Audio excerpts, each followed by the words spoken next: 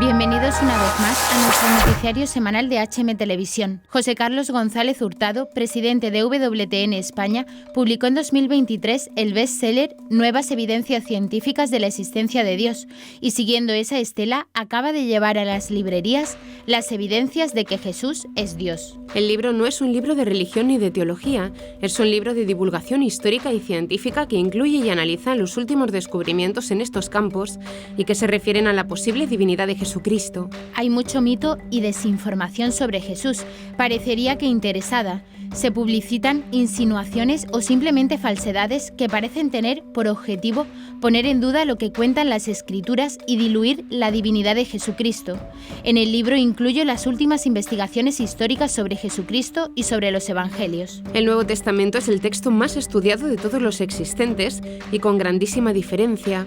Por un lado, presento los datos, análisis y conclusiones que confirman la historicidad y fiabilidad de las Escrituras. Presento también posiblemente el catálogo más exhaustivo de fuentes no cristianas y muchas veces hostiles al cristianismo que confirman, sin embargo, muchas de las creencias cristianas: que Jesucristo existió, nació de una virgen, murió crucificado, sus seguidores creían que era Dios, proclamaron que había resucitado y casi todos murieron por anunciar todo ello, por lo que necesariamente se lo creían. En otra parte, el libro presenta los hallazgos arqueológicos que uno a uno van confirmando lo que dicen las Escrituras.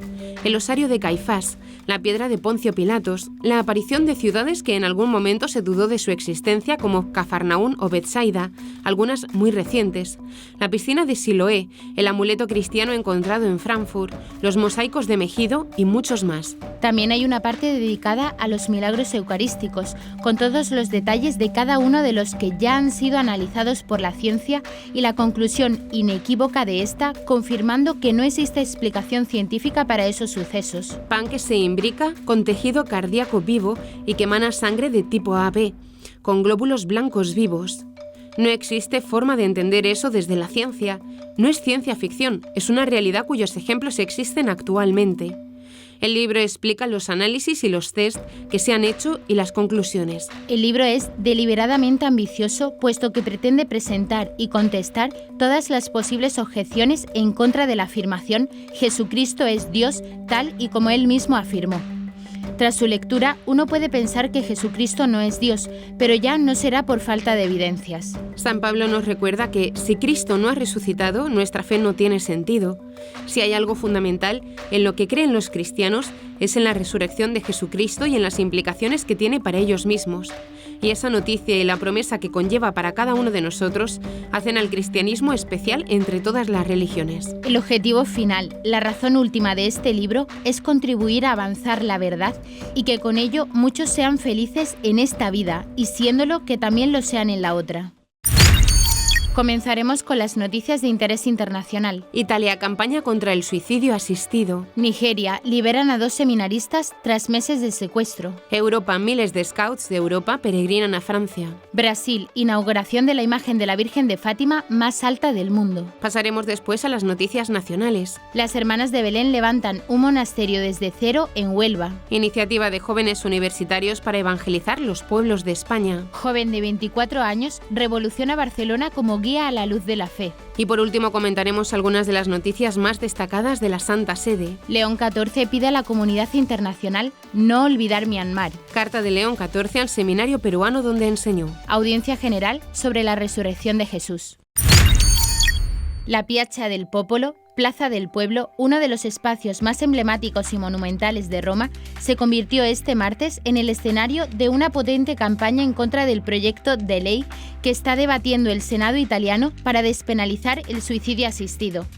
200 sillas de ruedas vacías a las que se ataron cuerdas con globos rojos fueron dispuestas en filas milimétricamente ordenadas en el centro del amplio espacio urbano de la capital italiana por la asociación Pro Vita e Familia, como parte de un flash mob con un título directo e inquietante: Non mi uccidere, no me mates. La iniciativa buscaba denunciar visualmente de modo contundente lo que la organización considera una deriva eutanásica en Italia. En 2022, la Cámara de los Diputados de Italia aprobó un proyecto de ley que regulaba la potestad de un paciente de pedir asistencia médica para morir con base en determinadas condiciones, como por ejemplo que sea mayor de edad o que sufra una patología irreversible. El texto legislativo pasó al Senado, que lleva 3 años discutiendo la propuesta legislativa. La campaña de Pro Vita e Familia pretende en este sentido frenar su aprobación final. Según los organizadores, las 200 sillas vacías representan a los enfermos, discapacitados, ancianos y personas vulnerables que, en palabras de la asociación, piden al Parlamento más cuidados, más derechos, más dignidad, pero se ven enfrentados a cínicas vías rápidas hacia la muerte. Los cuidados paliativos alcanzan solo al 33% de quienes tienen derecho a ellos, según datos que maneja la organización, con regiones italianas donde la cobertura desciende incluso al 4 o 5%, un dato dramático que deja a miles de familias sin asistencia. La diócesis católica de Auchi, en Nigeria, anunció la liberación de 2 seminaristas que habían sido secuestrados en julio durante un ataque armado contra el Seminario Menor Inmaculada Concepción, en Ibianokpodi, y confirmó la muerte de un tercer joven. En un comunicado emitido el martes, el padre Linus Imuedeme, subdirector de comunicaciones de la diócesis, recordó que durante el ataque del 10 de julio fueron secuestrados los seminaristas Yafet Yese, Joshua Aleobua y Emmanuel Alabi. Demos gracias a Dios por la liberación segura de Yafet Yese, ocurrida desde hace algún tiempo, y más recientemente de Joshua Aleobua, quien recuperó su libertad el 4 de noviembre. Sin embargo, con profundo dolor, anunciamos el fallecimiento del seminarista Emmanuel Alabi, expresó el sacerdote. Monseñor Dunia ha expresado su profundo dolor y tristeza por la pérdida del joven seminarista y ha pedido a las agencias de seguridad que intensifiquen los esfuerzos para proteger la vida y los bienes de todos los ciudadanos. El obispo advirtió a los líderes políticos que no cierren los ojos ante el agravamiento de la inseguridad en el país e instó a priorizar la seguridad y el bienestar del pueblo por encima de las ambiciones políticas de cara a las elecciones de 2027 en Nigeria. En su declaración, Imoedeme invitó al pueblo de Dios a unirse en oración. Recemos por el eterno descanso de Emmanuel Alabi y por la paz, la sanación y la seguridad de nuestro pueblo y nuestra tierra. La diócesis de Auchi permanece firme en los valores de la fe, la paz y la justicia, confiando en la infinita misericordia de Dios para consolar a la familia doliente, a la comunidad del seminario y a todos los afectados por esta tragedia. Que el alma de Emmanuel Alabi y las almas de todos los fieles difuntos, por la misericordia de Dios, descansen en paz. Amén. Concluyó. El ataque del 10 de julio también cobró la vida del guardia de seguridad del seminario, Christopher Awenegieme. Tras el secuestro, Monseñor Dunia pidió a las familias de los seminaristas permanecer firmes en la oración. Un total de 3.500 guías y scouts de 13 países de Europa realizaron una peregrinación a la ciudad francesa Vézelay para reconstruir el reino de Dios con sus propias manos y recibir la fuerza del Espíritu Santo en los caminos de la región de Borgoña. Se trata de la 50ª edición de esta histórica peregrinación, realizada del 30 de octubre al 2 de noviembre y que este año se celebró bajo el lema «Llamados a un apostolado de belleza». Miles de Gutiérrez, scouts mayores de toda Europa, emprendieron la peregrinación desde 8 iglesias diferentes, situadas a unos 40 kilómetros de Vézelay. En 1976, apenas un centenar de jóvenes participó en la primera peregrinación a Vézelay.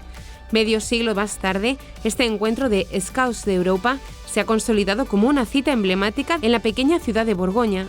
Los jóvenes peregrinos participaron en misas y realizaron campañas al aire libre a su paso por pueblos como Marigny, Cors y Malassís, invitando también a los vecinos a participar en las Eucaristías. Durante 4 días, los Scouts recorrieron los caminos en un clima de silencio, oración y fraternidad, compartiendo la marcha, la adoración eucarística, la vida comunitaria y escuchando los consejos de los jefes y capellanes sobre el compromiso cristiano alrededor de una fogata nocturna. Los jóvenes pudieron visitar el pequeño pueblo de Paray-le-Monial siguiendo los pasos de Santa Margarita de Alacoque y el Sagrado Corazón de Jesús. Además, el jueves 30 de noviembre, 1.300 guías mayores se reunieron frente a la iglesia de Annecy-le-Duc. Tras 4 días caminando, los Gutiérrez se encontraron al pie de la Basílica de Santa María Magdalena de Vézelay para participar en la tradicional vigilia a la que siguió una adoración eucarística mientras varios sacerdotes confesaban junto a los pilares del templo. Finalmente, el domingo 2 de noviembre, Monseñor Pascal Winser, arzobispo de Saint-Auxerre, envió a los Gutiérrez a testimoniar la fuerza recibida en Bésele, incluso en medio de las dificultades. La fe cristiana no es un seguro que nos protege de las pruebas de la vida, exhortó durante la misa de clausura. En la ciudad de Crato, interior del estado de Ceará, Brasil, fue erigido un majestuoso monumento de 54 metros de altura, considerado el más alto del mundo en homenaje a Nuestra Señora de Fátima. Los fieles aguardan con expectativa la inauguración de la imagen, prevista para ser realizada con gran fiesta el 13 de noviembre. Para hacerse una idea de su tamaño, se puede comparar su altura con un edificio de 16 a 18 pisos, dependiendo de las características de la construcción. La solemnidad marcará también la segunda visita de la imagen peregrina originaria de Portugal, cuya primera ida a la región se registró hace 72 años. La imagen de Nuestra Señora de Fátima de Portugal visitará parroquias, hospitales y otros establecimientos de la ciudad de Crato. El 13 de noviembre de 1953, los habitantes de esta ciudad del interior fueron agraciados con la visita de la imagen peregrina mundial de Nuestra Señora de Fátima. A las 3 de la tarde de aquel día fue recibida con regocijo en el antiguo aeropuerto de la Floresta Nacional de Araripe, que posteriormente pasó a llamarse Aeropuerto Nuestra Señora de Fátima. En aquel día festivo, la imagen fue llevada a la Plaza Francisco de Sá, donde fue recibida por religiosos, autoridades y la población en general, siendo conducida por el padre Francisco de Montier. Informaciones de la diócesis de Crato narran que a fines de noviembre de 1953, la Catedral de Crato recibió como presente una réplica esculpida en cedro por Guillaume Cedim, el mismo escultor de la imagen peregrina mundial. La nueva escultura, que será inaugurada el próximo 13 de noviembre, fue construida por el artista brasileño Ranilson Viana. La estructura fue hecha manteniendo los símbolos de Nuestra Señora de Fátima, como la corona, que representa la realeza de la Madre de Dios, y el manto blanco, que significa la pureza. El escultor recuerda que la imagen es más alta que la del Cristo Redentor en Río de Janeiro, que tiene 38 metros de altura. Pequeña aldea de 100 habitantes en Huelva, una comunidad de religiosas ha comenzado a levantar un nuevo monasterio desde cero, buscando el silencio, la soledad y la presencia de Dios en territorio rural. La comunidad Familia Monástica de Belén, conocidas informalmente como las Hermanas de Belén, ha decidido iniciar un nuevo proyecto monástico en el municipio onubense de Zalamea la Real, más concretamente en su pedanía de Marigenta, para erigir el monasterio que llevará el nombre de Nuestra Señora de la Bondad de Dios. El enclave elegido, una finca aislada en Marigenta con apenas 100 habitantes, responde a la voluntad de las hermanas de irse a lo pobre, a lo dejado, como explican en Huelva Información. Allí convirtieron una antigua casa de guarda que les donaron en vivienda temporal y un establo adyacente en capilla, mientras se prepara la construcción formal del monasterio. Siguiendo el deseo de estar en un entorno apartado, de silencio y recogimiento, encontraron en Huelva ese rincón. La presencia de vida contemplativa en la provincia era escasa, indican, y su apuesta abarcaría tanto a ellas como al espacio para quienes busquen retiro, oración o contemplación en la naturaleza onubense. El nuevo monasterio, que llevará el nombre de Nuestra Señora de la Bondad de Dios, será un lugar dedicado a la oración y la contemplación, ofreciendo un espacio de encuentro con Dios en la serenidad de la naturaleza, informa la diócesis de Huelva. La Fundación Contemplare se ha sumado al proyecto como soporte a la campaña de recaudación de fondos para levantar el nuevo monasterio, que parte literalmente sin nada y se desarrollará a paso sencillo, con la sencillez como valor. Aunque el proyecto está en sus inicios, las hermanas viven ya en la finca donada y ofician la capilla improvisada. Subrayan que lo importante es la presencia ya establecida. Ya está la presencia de Jesús, que la gente puede venir a rezar, explican. En resumen, ellas dicen que queremos establecernos a lo lejos, en lo pobre, porque lo que ofrecemos es simplemente la presencia de Dios. Desde hace 11 años, un grupo de jóvenes universitarios lideran una iniciativa de evangelización en pueblos de España, Misión País. Esta iniciativa nació en 2014, impulsada por jóvenes vinculados al movimiento de Schoenstatt, que conocieron esta gran experiencia en otros países como Chile o Portugal. Vieron que España también necesitaba una misión así, alegre, comprometida y profundamente mariana. Desde entonces ha crecido año tras año, llegando a decenas de pueblos y universidades. En breve arrancará una nueva edición, por lo que están en el periodo de anunciar la iniciativa para que más jóvenes se sumen. Juan Diez, miembro del equipo de Misión País, define esta actividad como un proyecto de evangelización universitaria inspirado en el carisma de Schoenstatt. Cada año cientos de jóvenes universitarios salen a misionar por distintos pueblos de España para llevar el amor de Dios y de la Mater, servir a las comunidades locales y renovar la fe allí donde más se necesita. La misión es clara: transformar el país desde dentro, a través del encuentro, la alegría y el testimonio cristiano. En todo este tiempo, desde Misión País, se ha ido a evangelizar a más de 100 pueblos por toda España, desde pequeñas aldeas rurales hasta localidades medianas. Cada año unos 30 pueblos reciben una misión con jóvenes procedentes de diferentes universidades del país, cuenta Juan Diez a Religión Confidencial. Sobre el perfil de los misioneros, la mayoría son universitarios de toda España, especialmente de Madrid. Una cosa buena de Misión País es que está abierto a toda la Iglesia y aunque la espiritualidad sea de Schoenstatt, es muy enriquecedor el que vayan jóvenes de otros movimientos y parroquias, confiesa Juan Diez. A lo largo de estos más de 10 años han participado muchos jóvenes en Misión País España. Solo el año pasado participaron más de 1.600. Muchos repiten cada año y otros se incorporan por primera vez, atraídos por la experiencia de fe, amistad y servicio que se vive. Barcelona es una de las ciudades españolas con mayor número de guías turísticos. Algunos son valorados por su organización, por el carácter, por la atención, pero desde hace 2 años las reseñas de Google valoran especialmente a un incipiente proyecto por un rasgo diferencial: la trascendencia, fe y espiritualidad de cada visita. Santa Creu BCN es una iniciativa dirigida por Joan Rodríguez Santeugini, un joven historiador, doctorando y guía que con solo 24 años busca llegar a todos desde su pasión por la historia y al mismo tiempo llevar a todos su vocación evangelizadora de la cultura. Lejos de transmitir la fe a puerta fría, lo hace en plena calle, pero de una forma cálida, cercana y amena, llena de interés y desde una marcada convicción, mostrando que la historia no es solo el estudio del pasado, sino la búsqueda actual de respuestas a preguntas que otros se hicieron antes. El origen último del fenómeno Santa Creu BCN se remonta a años atrás, en Roma, donde el joven quedó fascinado tras una visita guiada. Desde entonces, la idea de hablar de lo que estaba enamorado y poder vivir de ello fue una idea que le persiguió hasta que hace 2 años la puso formalmente en práctica. Actualmente Santa Creu BCN cuenta con nombre propio y cada vez más socios que se incorporan al proyecto. Todos ellos formados académicamente en el mundo de la historia. Hablar con Santeugini es constatar que el puro saber y conocimiento se hace accesible para todos desde el imprescindible filtro de la cruz. Cruz que no solo está presente en toda la ciudad condal, sino que da nombre a su proyecto por resumir lo antiguo y lo nuevo de Barcelona.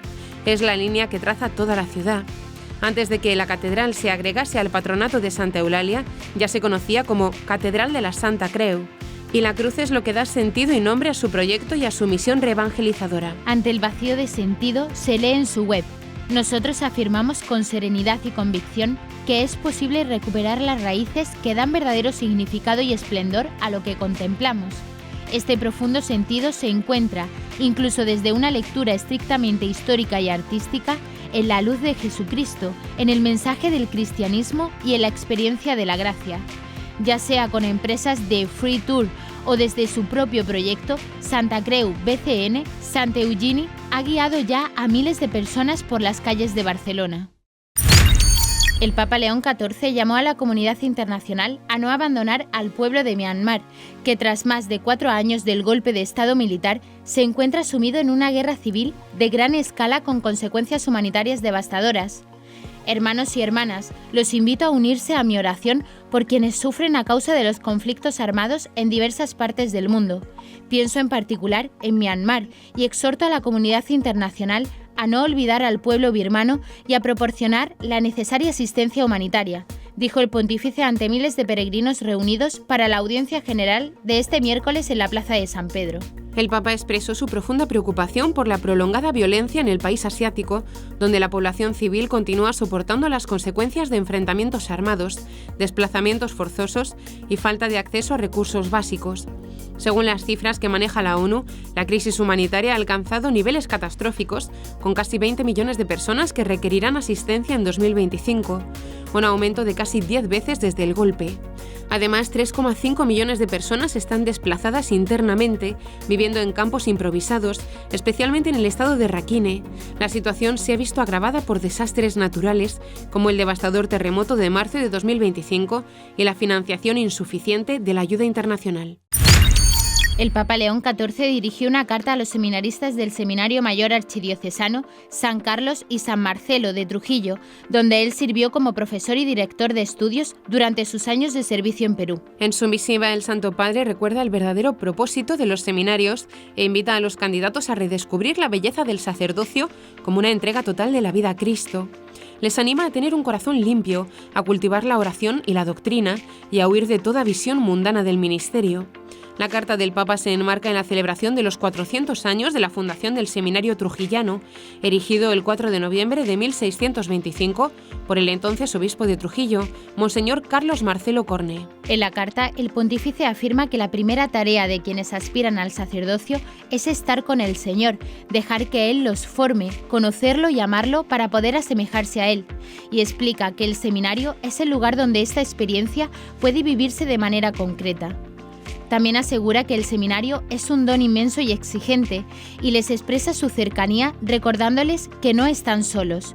Finalmente les exhorta a aprovechar el tiempo y a vivir cada día como un tesoro irrepetible. Ante miles de fieles reunidos en la plaza de San Pedro, el Papa León XIV aseguró que el anuncio pascual se convierte en medicina y curación que alimenta la esperanza frente a los desafíos alarmantes que la vida nos plantea cada día, como la presencia del mal en el mundo o la muerte. En él tenemos la seguridad de poder encontrar siempre la estrella polar hacia la que dirigir nuestra vida de aparentes caos, marcada por hechos que a menudo nos parecen confusos, inaceptables, incomprensibles. El mal en sus múltiples facetas, el sufrimiento o la muerte, afirmó el Papa durante la audiencia general de este miércoles 5 de noviembre. El Santo Padre prosiguió así el ciclo de catequesis dedicado al misterio pascual, recordando que la resurrección de Jesús no pertenece a un pasado lejano, ya sedimentado en la tradición, sino que constituye el eje de la vida cristiana, el punto en torno al cual giran todos los demás acontecimientos de la fe. El anuncio pascual se revela como la noticia más hermosa, alegre y conmovedora que jamás ha resonado en la historia, porque atestigua la victoria del amor sobre el pecado y de la vida sobre la muerte. León XIV evocó así el pasaje bíblico que narra la mañana de Pascua, en la que las mujeres, al acudir al sepulcro para ungir el cuerpo de Jesús, encontraron la tumba vacía. Ese instante, explicó, cambia todo, la historia humana y el destino de cada persona. Meditando el misterio de la resurrección, encontramos respuesta a nuestra sed de significado, afirmó. Y hasta aquí nuestro informativo semanal. Esperamos que haya sido de su agrado.